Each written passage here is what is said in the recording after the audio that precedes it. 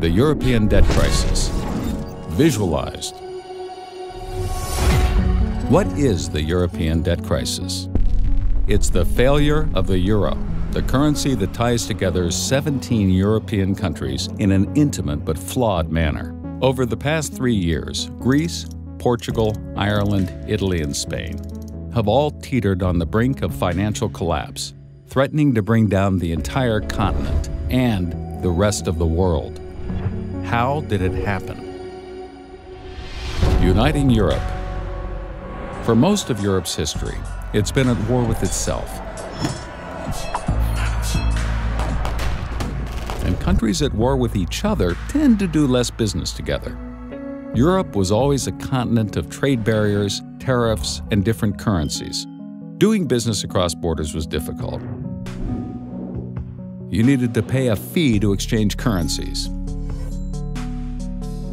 And you needed to pay a tariff fee to buy and sell to companies in other countries.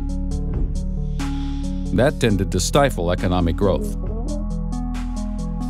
Then came World War II, which devastated Europe. Because the situation was so dire, the fastest way to rebuild Europe was to begin to remove these barriers. Steel and coal tariffs came down, so that a steel mill in one country could sell to a builder in another.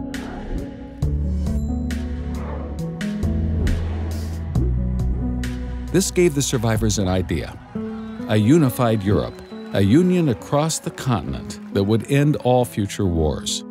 Countries began to band together toward this goal, bringing down trade barriers, lowering the cost of doing business.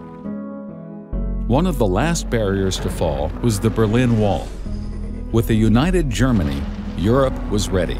27 countries signed the Maastricht Treaty and created the European Union. This made doing business across borders easier, but there was still one major obstacle: the different currencies. A decade later, they had won. The euro launched on January 1st, 1999. Countries adopting the euro, called the euro area, discontinued their own currencies. They also discontinued their own monetary policies, giving control to the newly formed European Central Bank, commonly referred to as the ECB.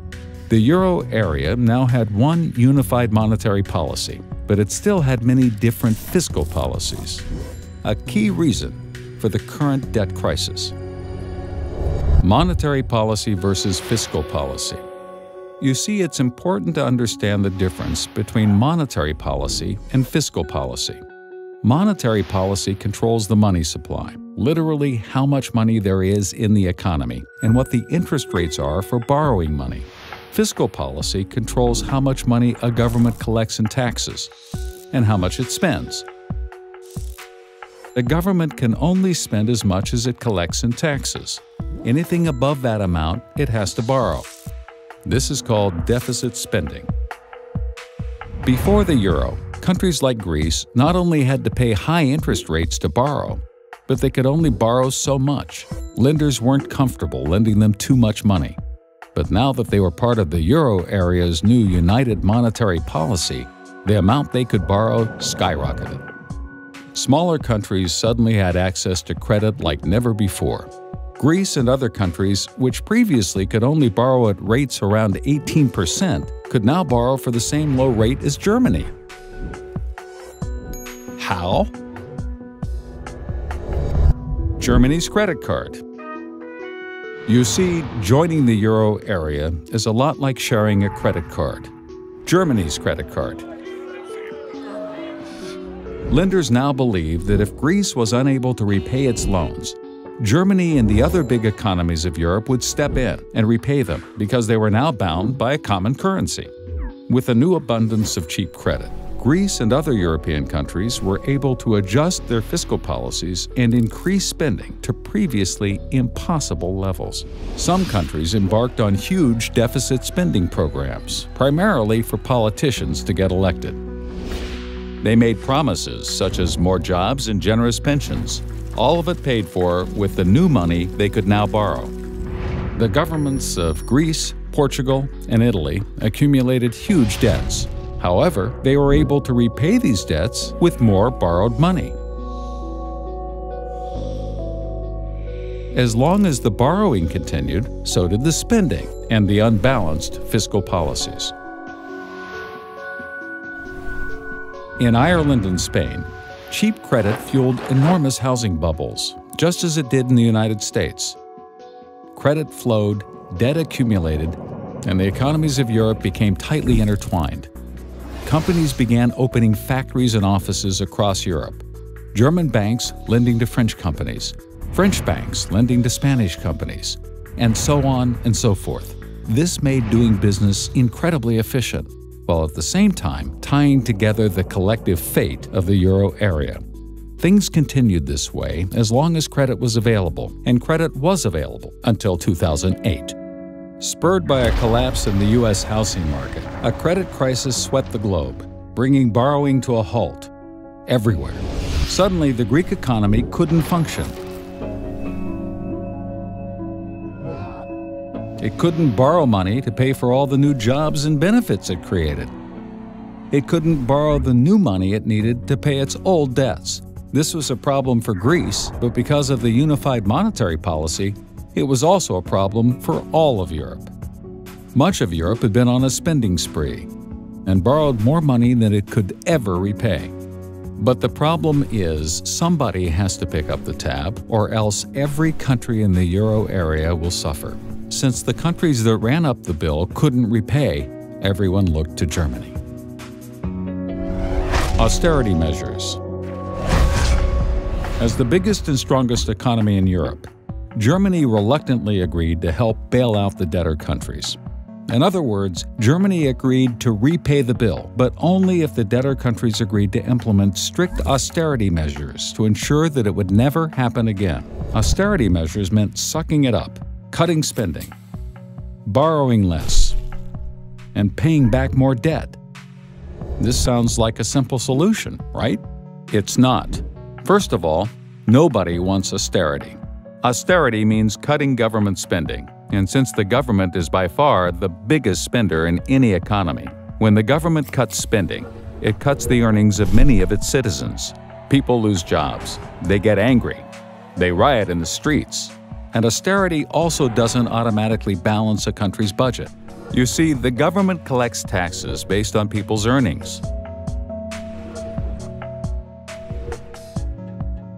So when earnings are reduced, the government collects less in taxes.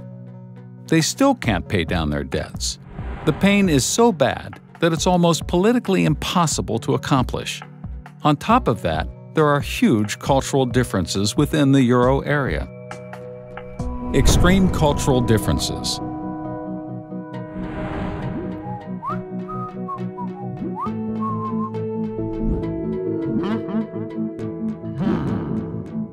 Germany is very financially responsible. Ever since the terrible hyperinflation the country experienced after World War I, it's been extremely inflation-averse and incredibly careful about spending and borrowing. In general, Germans work hard, expect little in the line of state benefits, and meticulously pay all of their taxes. Many Greeks, on the other hand, enjoy generous state benefits and don't pay taxes. Greece has a terrible problem. It has never collected the majority of the taxes it imposes on its citizens, and it's always been this way. Joining the euro just amplified it. The German view is that doesn't work. If you want our money, you need our morals. As the debtor countries headed towards default, the whole continent of Europe was in danger.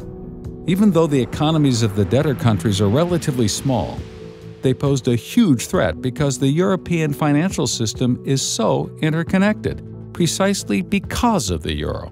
Remember, the debtor countries borrowed money from banks, investors, and other governments throughout Europe.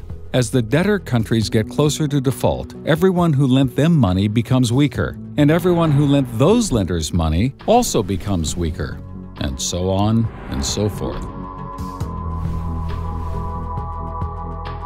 A problem in one country could reverberate across the whole continent, triggering a chain reaction of default. If Greece defaults, then Spain could default. Italy, Portugal, and Ireland could be next. Then France, then Germany. Pretty soon, it could spread not just across Europe, but across the world. Fiscal union or breakup.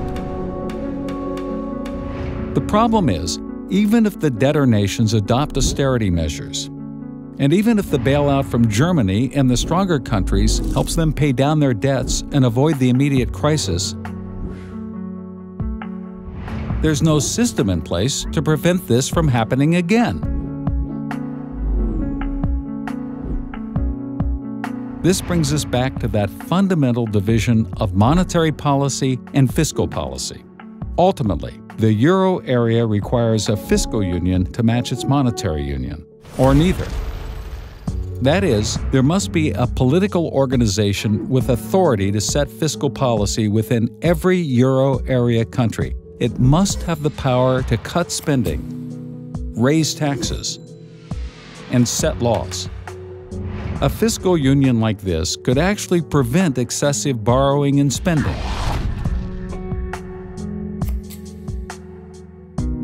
However, this is an enormously complicated and unpopular notion.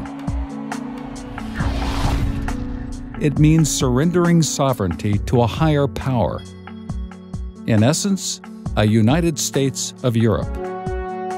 Yet, without a centralized fiscal union, countries will continue to run deficits, accumulate debt, degrade the value of the euro, and threaten the stability of Europe. Can Europe take the necessary steps and create a fiscal union alongside the monetary union? Or will the monetary union break up and the euro disappear?